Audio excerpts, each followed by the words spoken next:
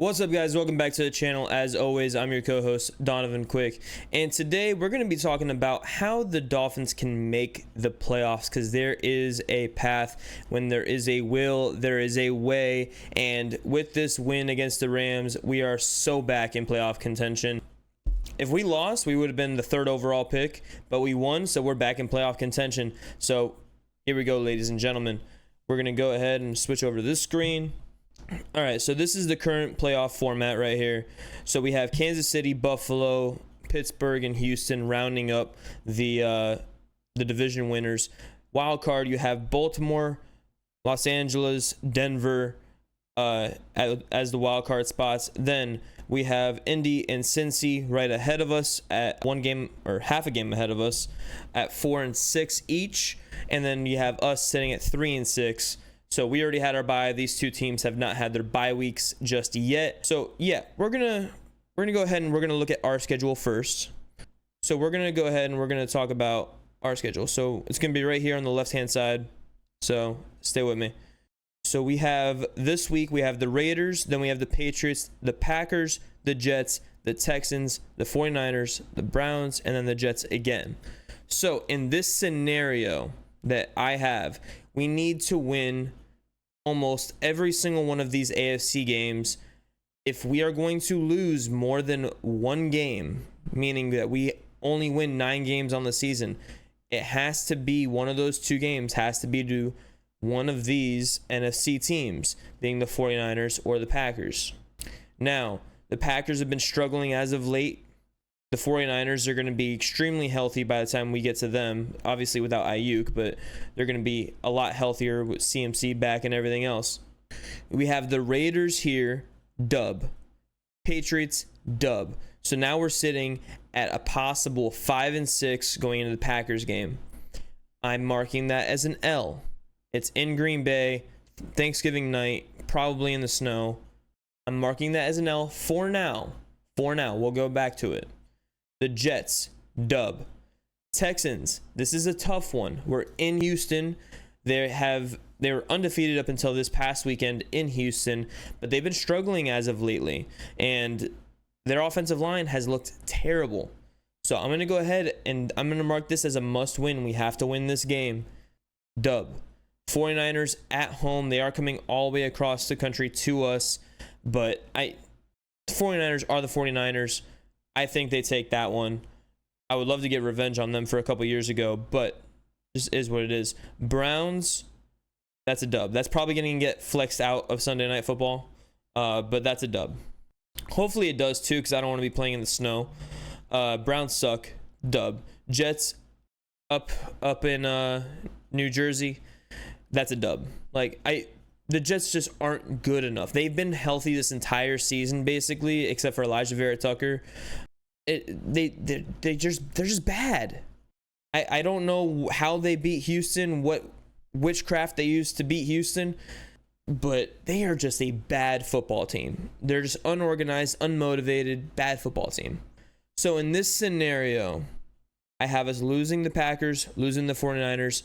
We're going to be sitting at a 9 and 8 record, but our conference record, we're sitting at 2 and 4 right now, along with the other teams here that we just had up here. So these other teams, if you look here, this is the conference record. Every single one of these, Broncos, Colts, Cincy, Miami, are all 2 and 4, or Indy's 3 and 4 in the conference. In this scenario, though, Indy does not make it. We'll go into their schedule in a second. So 2 and 4 with the teams that we're going to be really competing against, right? So with us losing to the only 2 NFC teams that we have left and we sweep the rest, that puts us at a 6 and 4 record in the conference. So keep that in mind, 6 and 4 record in the conference. We're going to go ahead and we're going to click on Cincinnati. We're going to look at their schedule real quick. They have the Chargers this weekend. That's in LA. That's a tough one. I'm going to give them the dub just because I think their offense is just so overpowered. I don't know if the Chargers offense can keep up. Steelers, that's a tough one. I think their defense is even better than the Chargers, and their offense can keep up. I think that's an L. Cowboys, that's a W. So now they're sitting at 4-6. So they're at, let's see, 5-6. They're at 5-7, 6-7, 7-7, 8-7, 9-7, and I think they lose to the Steelers in Pittsburgh the last game of the season to fall to 9-8. I think their only 2 losses the rest of the season are both the Steelers games. There is a possibility that the Chargers can win this. There is a possibility that the Broncos can win this. I just think that the Bengals offense, their defense is terrible, but I think their offense can carry them to wins against the Broncos and the Chargers, being that their offenses cannot keep up. I think the Steelers offense can and will keep up with the Bengals, and I think their defense is good enough to at least slow down the Bengals a little bit. So that's how they get to 9-8. But now you look at their conference record, and they lost 2 conference games out of the ones that they have. So that they're at 2-4 right now. They're going to drop down to 4-6. So they're going to be 4-6 in their conference, which gives us the tiebreaker over them. Because other than that, like, they played the Patriots and we played the Browns. That's our common games, but that wouldn't really mean anything.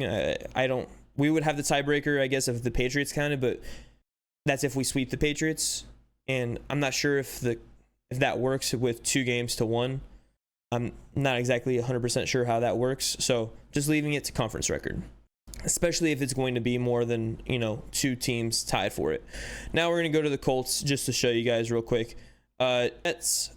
That's actually a tough one. I don't know if they're going to win that. They might win that one. I'm going to mark it as a loss. Loss. At Patriots, probably a loss. Loss. Win. So, yeah, they're going to go, sitting at 4-6.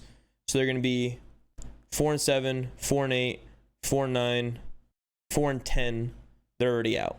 Like, they don't have a quarterback. Joe Flacco is not doing his thing he did from last year with the Browns. I just don't think it's plausible. Broncos, this is where it gets interesting. Falcons, I'm marking that as a loss. Raiders win. Browns win. Colts win. Chargers loss. Bengals loss. And Chiefs W. They almost beat the Chiefs this past weekend. I think at this point the Chiefs have secured the number 1 seed and they're okay with resting players. They are looking more towards that championship, that 3-peat, than they are for an undefeated season. And I think that they let that go. And they do kind of like what the Colts did back in 2007 and kind of just say, we're more concerned with the, or 2006. I'm not thinking of the right year. And just say, hey, look, we don't really care for the undefeated record. We want a 3-peat. We want to rest our guys. So that brings them to they're sitting at, I believe they're at 5 wins, 5-5. So they're 5-5 currently. So 5-6, 6-6, 7-6, 8-6, 9-7, 9-8. Wait, no, I did that wrong. So 5-6, 6-6, 7-6, 8-6, 8-7, 8-8, and then 9-8. So that brings their conference record. They would lose to the Falcons, the Chargers, and the Bengals. So they would lose 2 more conference games. So they would be at 4-6 in their conference games as well. And so that would bring us all the way up to the 7th seed. Now let's look at the Chargers. There's a possibility that we could get the 6th seed. So they're sitting at 6-3 currently. They have the Bengals. I'm marking that as an L. So even if this is worst case scenario for them. So loss. That puts them at 6-4, 6-5, 6-6, 6-7, 6-8. Then they go on a winning streak. They go 7-8, 8-8, 9-8 to win this, to finish the season 9-8. So that brings us to a scenario where we have the Dolphins, the Bengals, the Broncos, and the Chargers all at 9-8 for just 2 spots. The conference record tiebreaker would be the Dolphins, because the Dolphins would have the tiebreaker. They're sitting at 4-2 right now. The Chargers are, And in this scenario, they would lose. They would go 4-2, so 4-3, 4-4, 4-5. Ooh, so it would actually be the Chargers as the 6th seed, or the Chargers as the 7th seed, and the Dolphins as the 6th seed in this scenario, where the Chargers would make it over the well, they have head-to-head over them. Did the Chargers already beat them this season?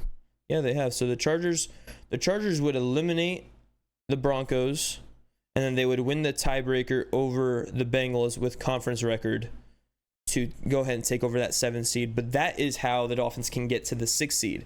Is the only 2 losses that they could take are to the 49ers and to the Packers. Now, there's this scenario. Look, the Houston Texans are no flip-flop. They're no joke. If we could beat the Packers here, we could afford to take a loss here against the Texans. In my opinion, that is a worst-case scenario. But if we lose to the Packers, we absolutely have to beat the Texans.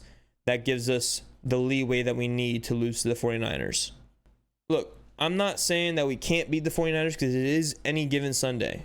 I'm not saying, like, the Packers have been struggling as of recently. Like, their struggling is not the same because it's like almost like Kansas City struggling. Like, they're almost losing games, but they're not. But if we can go into Green Bay and win that, that'll be huge. Because at that point, we're at 3-5 or 3-6. Talking about 4-6, 5-6, 6-6, 7-6. That puts us at a winning record before the Texans. But we need to win there. And then carry that over into that Jets game, carry it over into the Texans game, and then come back home and we can allow one loss to the 49ers and just beat the brakes off the Browns and Jets. But we need to finish the season strong. We need to do it. And look, the Jets could try to play spoiler here. So we just need to run the gauntlet in all reality. We need one loss is as much as we can afford. Two losses is as much as we can afford. One loss is what I would hope for, and no losses the rest of the season would be ideal. That would put us in the 6th seed for sure. But in my opinion, from looking at the schedules of all those competitive teams, the best and most likely scenario of us getting in is that we win 6 of these games at minimum, and that leaves only 2 losses on the table, and that leaves the Packers and the 49ers. It's a tough schedule. Like, it's the second easiest schedule in the NFL, but it is any given Sunday, and all of these guys would love to play spoiler against the Miami Dolphins. We have Christian Wilkins and the Raiders coming. I know Christian Wilkins is on IR, probably not going to play. I think he's actually not even going to play until the end of the season if he comes back at all. Patriots would love to play spoiler. They look a lot better with Drake May. Their run defense is just that bad. I think we can control the ground there, get pressure on Drake May. I like the receiving core. I think they're going to develop well as they get older, but they're such a young receiving core. I don't think they're going to have anything for us. Packers, that is a great receiving core, great young receiving core who can get open almost anywhere on the field. Great tight end with Tucker Kraft, a great run game as well. Great quarterback with Jordan Love. That's going to be a tough game as well, but I think that is, out of the 3 toughest games we have left, the Packers, Texans, 49ers, I think the 2 most winnable ones are against the Texans and the Packers, because they've been exposed as of recently. Now, the 49ers, they were exposed at the beginning of the season, but, I mean, they are just the 49ers. They almost lost. Jake Moody was coming off of a ankle sprain. He missed a few field goals, but he ended up still making the one when it counted to win the game. So, all in all, I think that the Dolphins can run this gauntlet, and I think that we still have a really, really good shot at making the playoffs. My prediction, we go in as the 6th seed. With the way this defense is playing, like, we had 2 bad games with this defense, but we were without Holland, Zach Sealer, and Kader Kohu for both of those games. Both of those games, all 3 of those guys were out. Now we get all of them back. they contributed a lot. Tua's back. He's only getting better. Waddle's getting better. This offense is getting better. McDaniel is becoming a good play caller with good adjustments. I like what I see. And if we can go out and beat these teams, who knows what happens in the first round of the playoffs if we make it there. Deuces.